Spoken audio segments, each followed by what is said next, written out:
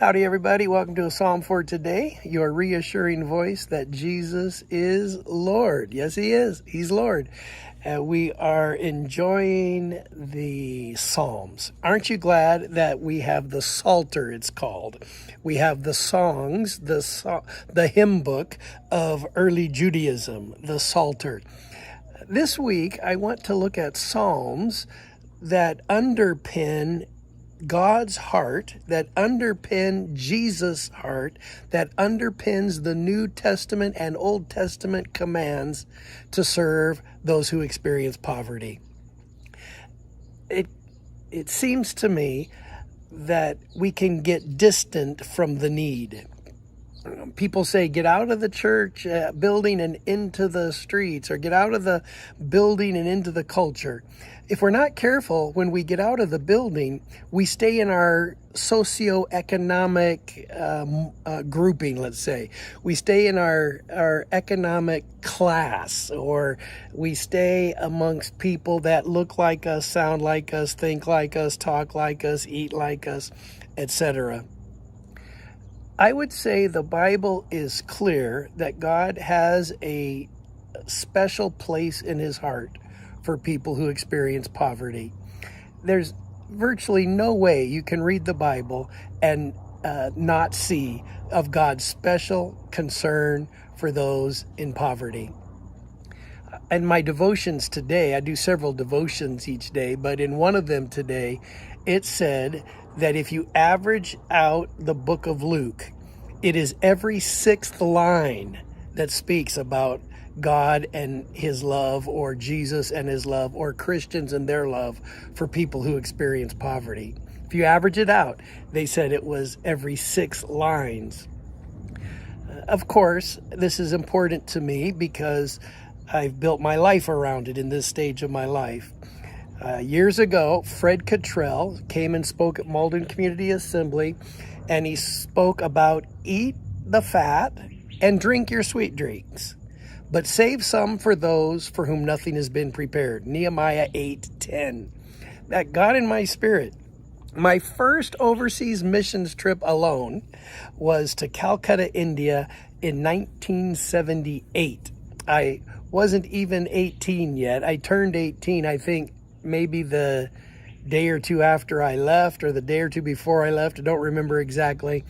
But I traveled Anchorage, Tokyo, Hong Kong, overnighted in Hong Kong a couple nights, and then Hong Kong to Calcutta, and met my sister there in Calcutta.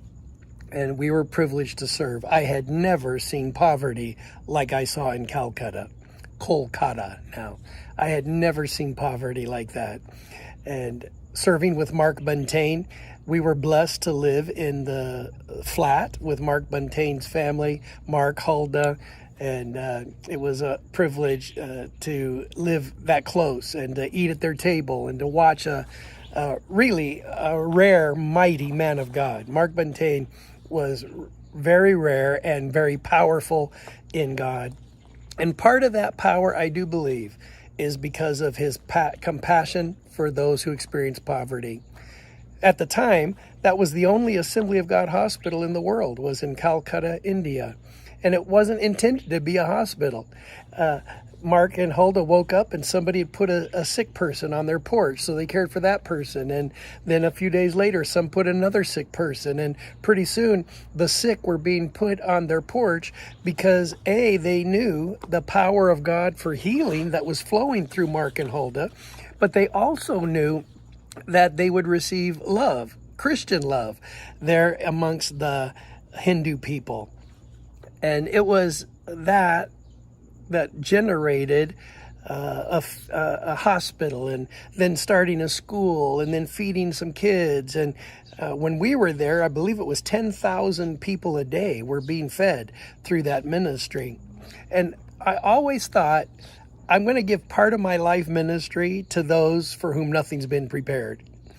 And as at my 40th anniversary of serving at MCA, to the day and almost to the hour, I started on June 13th, 1983 at about 10 a.m.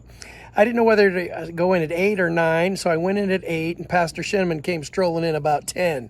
And so I started at 10 a.m. on June 13th, 1983. And I got on the plane and left Anchorage June 13th, 2023, except it was about 11 p.m. or so. So I missed the exact 40-year thing by a few hours. And knowing all along that I want to give a section of my life to those for whom nothing has been prepared. Psalm 82 will be our psalm for today and maybe for a few days. It says, God standeth in the congregation of the mighty, he judgeth among the gods.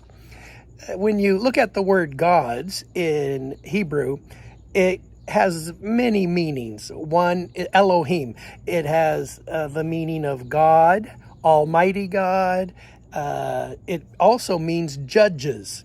And this is what Psalm 82 is referring to.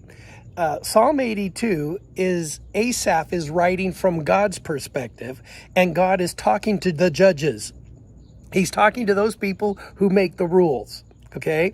He's talking to those people in power. He's talking to those people who do the budgeting, who spend the money.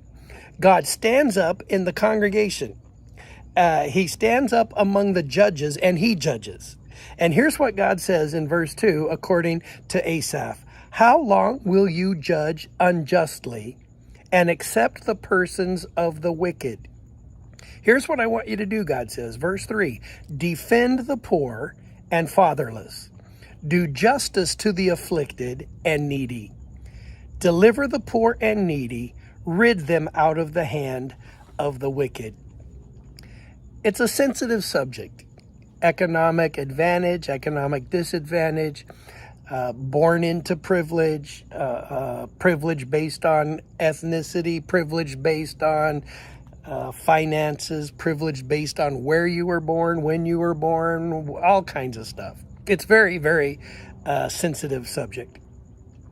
But regardless of how sensitive the subject is, God is letting us know that our job is to defend the poor and fatherless and to do justice to the afflicted and the needy. And it may be that you do not know anybody that is economically disadvantaged. It may be that you don't know someone that doesn't know where tomorrow's food will come from. My understanding is one definition of food insecurity is when you are unsure where your next day's food will come from. That's food insecurity. Food insecurity is huge in the world. Even in the most prosperous of nations, you find food insecurity. Defend. We are to step in and defend the poor and the fatherless and do justice to the afflicted and the needy. Well, defend against what? Defend against who? Defend how? I would say that most of us, we could defend by vote.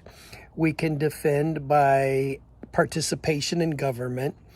But most of us can defend the poor and the needy best by including the poor and the needy, the poor and the fatherless in our weekly lives, maybe even in our daily lives. Now, knowing this was my topic, I had fun today at my McMission trip to McDonald's down the street. There is a guy named Don that I haven't seen for a couple of weeks, and I went to Alaska for 5 days, and then I came back, and I've been too busy to get over there in the morning to my McMission. And I was talking to Don again today. He's 87. He turns 88 this year. He looks homeless, but he isn't. But he's definitely alone. Aloneness would be his deal. He still has a picture of a girlfriend that he had in I think it was 46, maybe. And so his mind is remembering that special woman, that special lady that loved him. I said, Don, I got to go. I got some appointments to get to today. He said, oh, don't leave so soon. He goes, I have so many things I want to talk to you about. I said, well, what time are you coming tomorrow? He said, 8:30. I said, it's a deal. I'll be here at 8:30 tomorrow, and we'll talk as long as the schedule allows. He said, oh, I can't wait. Now, to defend the poor and the fatherless would include some way of engaging, an engagement in their lives, and them engaging in our lives. I see that my 10 minutes are already up. So, brothers and sisters, this week, make it your aim to engage somebody that is economically disadvantaged.